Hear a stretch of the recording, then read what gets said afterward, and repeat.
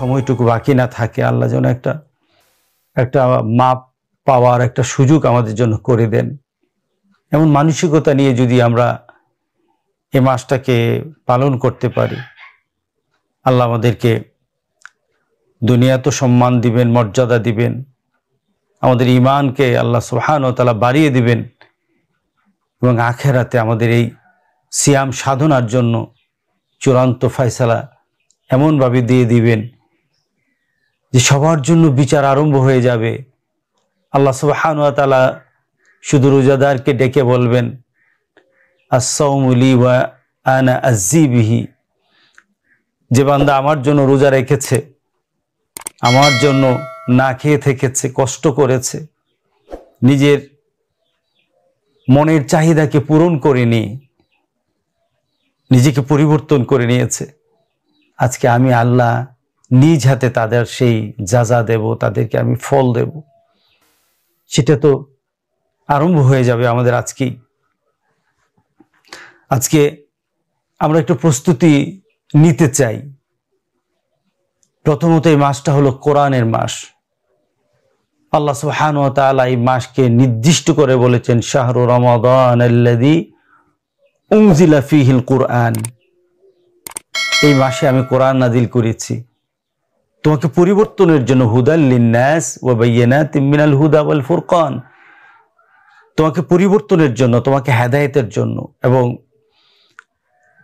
সত্য মিথ্যার পার্থক্য করার অনুভূতি, সে এই ধরনের নিজের মধ্যে একটা যোগ্যতা সৃষ্টির জন্য আমি কোরআন নাজিল করেছি, এই মাসে কোরআন নাজিল করেছি।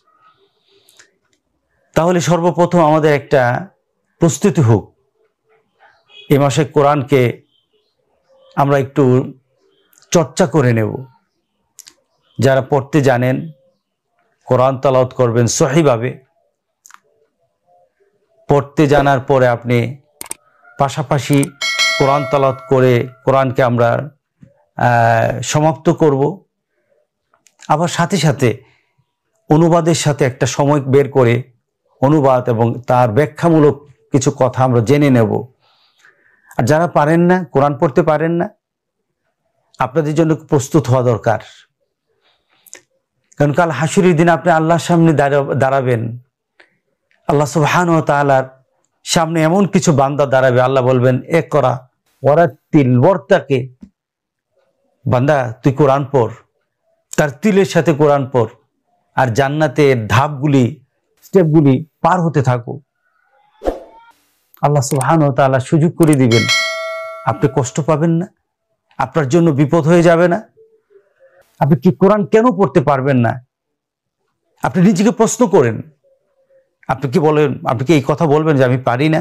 আপনি অনেক কিছু পারেন, কোরআনের বেলা শুধু বলেন পারি না, এটা আপনার মর্যাদা হবে না। সুতরাং আমরা যারা আমাদের মাঝে যারা পড়তে জানে না, আপনারা সহজভাবে ব্যবস্থা করে নেন। কোরআনের আয়াতগুলো পৃথিবীতে আলোকিত অনেক জিনিস দিয়ে করতে চায় মানুষ, তো কোরআনের জ্ঞান যে ঘরে থাকবে না সে ঘর আলোকিত হবে না। সুতরাং আপনার ঘরকে আলোকিত করতে হলে, আপনার পরিবারের সবাইকে আলোকিত করতে হলে কোরআনের জ্ঞান, কোরআনের চর্চা আপনার পরিবারে থাকতেই হবে। রাসূল সাল্লাল্লাহু আলাইহি সাল্লাম কোরআন তেলাওয়াত নিজে করেছেন, আমরাও সে চেষ্টা করব ইনশাআল্লাহ।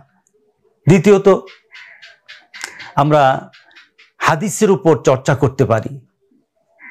প্রতিদিন দুই একটা হাদিস আমরা নিজেরা পড়ব, অনুবাদ সহ পড়ব। কেউ যদি আরবি টেক্সট পড়তে পারেন, আরবি টেক্সটটা পড়লেন, অথবা না পড়তে পারলে আপনি অনুবাদটা পড়েন।